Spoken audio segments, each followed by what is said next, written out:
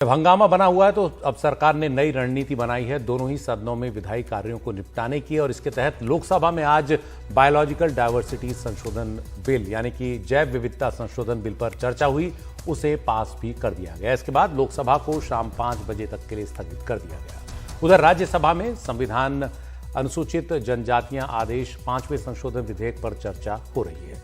विपक्ष के हंगामे के बीच ये पूरी चर्चा चल रही है। हमारे साथ हमारे सहयोगी अखिलेश शर्मा हैं। अखिलेश, उनसे हम बात करने की कोशिश करेंगे। तो अब जब विपक्ष का हंगामा लगातार चल रहा है तो मॉनसून सत्र जो है वो पूरा ऐसे ही समाप्त ना हो जाए, इसलिए सरकार ने नई रणनीति बनाई है कि अब अपना काम शुरू करना ही होगा, यानी विधायी कामकाज जिसके लिए संसद है, लोकसभा और राज्यसभा है, उसका जो मूल काम है उसको आगे बढ़ाया जाए। और इसी के तहत हंगामे के बीच सरकार ने अपने जो विधेयक हैं जो इस में रखे जाने हैं और रखे जाने थे, उन पर काम आगे बढ़ाना शुरू कर दिया है। दो विधेयक, एक विधेयक जो है जैव विविधता संशोधन बिल, वो पास हो चुका है लोकसभा में। हमारे साथ हमारे सहयोगी अखिलेश शर्मा हैं। अखिलेश, लगता है सरकार को अब कि काम शुरू कर देना चाहिए। विपक्ष का हंगामा लगता है जल्दी सुलझता या जल्दी सुलझता नहीं दिख रहा है मामला।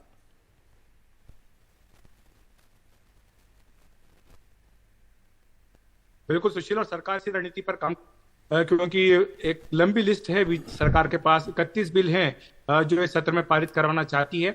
और इसीलिए तय किया गया कि चाहे हंगामा चलता रहे लेकिन इसके बावजूद जो बिल है उनको पारित कराने का काम हो।